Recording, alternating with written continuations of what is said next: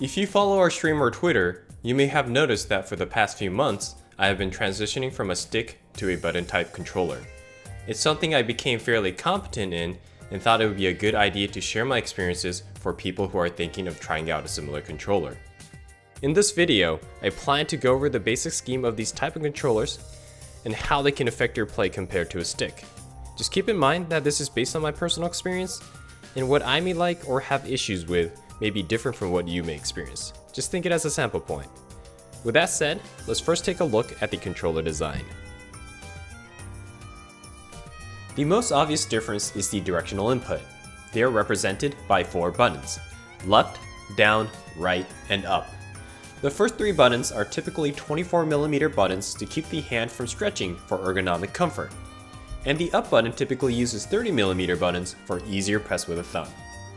For reference, 30mm is the size that you usually see for attack buttons on a stick, while 24mm ones are usually used for many buttons such as start and select. Additionally, some variations put the attack and directional buttons close to each other to allow hitting the up button with either left or right thumb. Which hand to use is ultimately based on preference, but I see merit in using both thumbs for specific uses. More will be explained regarding this in later parts of the video.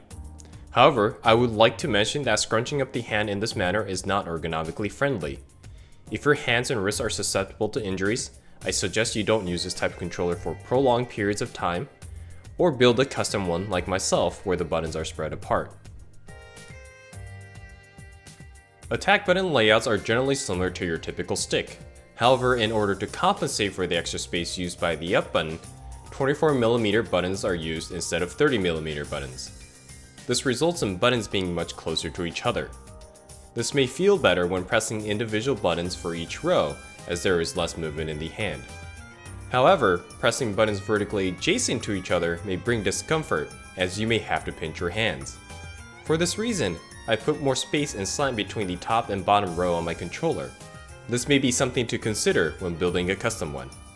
So that's your typical physical difference between a stick and button type controller. Let's now see how this may affect your gameplay. Let's start off with horizontal movement. There is slight advantage in speed for button type controllers since there is less movement in the hand to do actions such as moving back and forth or dashing. I found it easier to accurately space in footsie heavy games such as Street Fighter, as well as doing precise dashes in faster paced games such as Guilty Gear and Under Night In-Birth. Overall, transition from stick to button type was very smooth and felt good in this regard. Vertical movement, however, was a bit more of a struggle. I grew up with WASD keys in first-person shooters and arrow keys for older PC games. Pressing up with a thumb was a foreign concept, and I constantly found myself pressing the down button for jump. This took a few weeks of playtime to get used to, and I feel like this may be an issue that most people will have. Another thing to note is that you have to press 2 buttons in order to do up forward or up back input. If you do not have solid coordination in your left hand, you may have an issue of pressing up before the left or right buttons. This may result in your character doing unintended neutral jumps. If you have this problem, you can purposely piano the left and right buttons with the up button to ensure you get diagonal inputs, or you can use your right hand to coordinate simultaneous inputs. From my personal experience, I didn't have much of an issue with using solely my left hand for normal or super jumps. However, I did have some problems doing super short hops in King of Fighters series. For people who are unfamiliar, super short hop is an extended version of the short hop and is executed by pressing one of the down directions, then briefly pressing up. I had an issue where I kept pressing the up button too long with my left hand, and it resulted in unintended super jumps. I solved this issue by pianoing the down and left right buttons with my left hand, then tapping the up button with my right.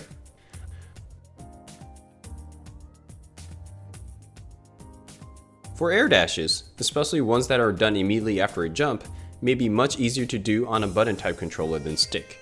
I say this because 1, it is faster to press a button twice for a dash than moving a stick twice, and 2, you avoid the risk of pressing unintended diagonal directions. With all that said, in my personal experience, movement has been more crisp and cleaner on a button type controller than stick. On to motions. Let's start with the standard quarter circles. This is your down, down forward, then forward motion. I personally didn't have any issues doing them on either stick or buttons, so they felt relatively equal to me in terms of ease. However, I do know a few people who complained about the awkwardness of doing backwards quarter circle motion. Pressing buttons rapidly from middle finger to ring finger may be difficult for some people, especially if they are right-handed. Next, dragon punch motions. This is your forward, down, then down forward motion. This one was a bit more awkward for me, as you have to press the left or right button, release it, press and hold the down button, then press left or right again. I often erroneously held down the left or right button too long, resulting in getting multiple diagonal inputs rather than left, right, or down inputs. This may not be an issue in newer games, as there is a lot of input leniency, but if you play older games that require the full input, this may be something that you need to practice in order to do consistently. The experience of doing double quarter circle motions, half circle motions, and other elaborate motions may change based on game and how your fingers are trained. If you have a habit of pressing and holding down buttons or pressing buttons too fast, you may get an issue of missing inputs when doing long motions.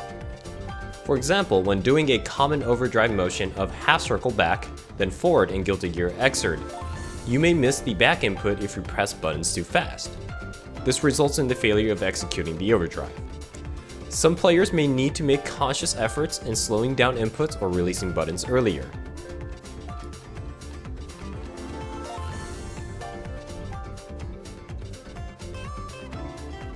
.360 commands can get a little rough. Most games allow you to do a shortcut by doing a 270 motion instead of a whole circle, but the action of pressing 5 or more buttons in quick succession can be quite difficult. In this example, I will use Wallstein's command grab from Under Night in Birth. The input we are aiming for is doing 3/4 of a circle, starting from back and ending it up. If you press buttons too fast or hold buttons for too long, you may not get all the inputs necessary to execute the move. If you noticed here, I am missing the right direction. I had so many issues coordinating the up button timing with my left hand that I ended up using the up button with my right hand instead.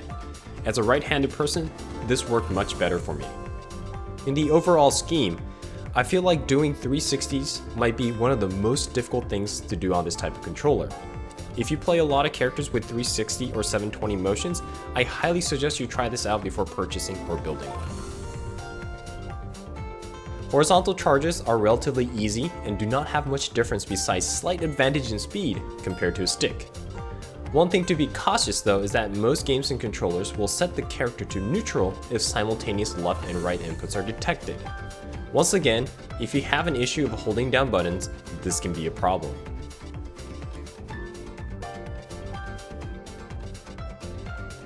Vertical charges are where these controllers shine. Unlike horizontal inputs, many games will allow up inputs while down is being held. In this example, you can see Guile from Street Fighter jump while down is being held. Why is this important, you ask? By being able to hold down or diagonal down means that you can start the next charge as soon as you execute the up charge move. This enables Guile to immediately start charging after a somersault for another somersault or sonic boom. Additionally, you can choose to piano the up and attack button with your right hand for easier and faster inputs. This can come in real handy for doing reactionary attacks. Other forms of charge moves, such as down back, down forward, down back, up forward, can be easier depending on your coordination. I personally hold the down and left buttons, then without releasing the down button, press right, left, right with my left hand, and then piano the up and attack buttons with my right hand. I don't have a preference regarding this one, as I can do this on both stick and buttons pretty consistently.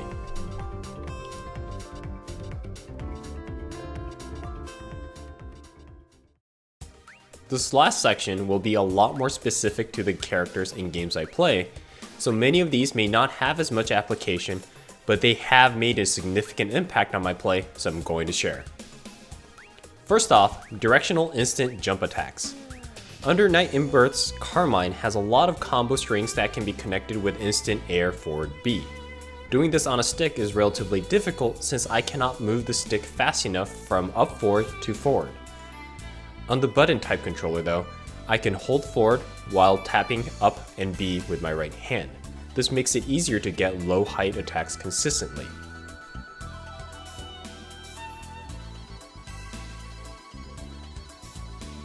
Ino in Guilty Gear Xrd has a few dash options that are quite tricky to do. One is the hover dash, where you do a normal ground dash, then hold down forward to change the angle of her dash. She can dash again to travel downwards. For certain Okizeme situations, being able to do this quickly can increase the variety of attack patterns you can do. Button type controllers allow you to almost instantly input the down forward motion after the initial dash. You can do this by dashing then pressing down immediately. The follow-up dash can also be executed faster because pressing a button twice is generally faster than moving a stick twice. Ino has another difficult dash option called Hover Instant Air Dash, where she can get a slightly faster air dash off of her ground dash if you input up forward, neutral, forward after her initial dash. On a stick, the input would require you to do an awkward upward quarter circle motion before pressing forward again. It's difficult to do quickly and can result to messy inputs. However, on button type controllers, you can simply hold forward after the initial dash, tap up, then press forward again. By doing this, there is less risk of having unnecessary inputs and leads to stability in execution. This has been my experience and thoughts so far with my button type controller. I found it to improve my execution in terms of speed and accuracy for almost all situations, with some exceptions such as 360 and 720 inputs. If you are curious about trying out this type of controller, you can make a jank prototype like I did with an existing stick before building or buying one. If enough people are interested in how to make these jank prototypes for testing, I can do it in a future video. Let me know in the comments below or in the polls I make. Before we end this video, we want you to know that we developed a website called cleafdojo.com for finding players and events based on games and location. For example, if you are looking for Guilty Gear Xrd players in Los Angeles, California, just type it in our search bar and find players in that area.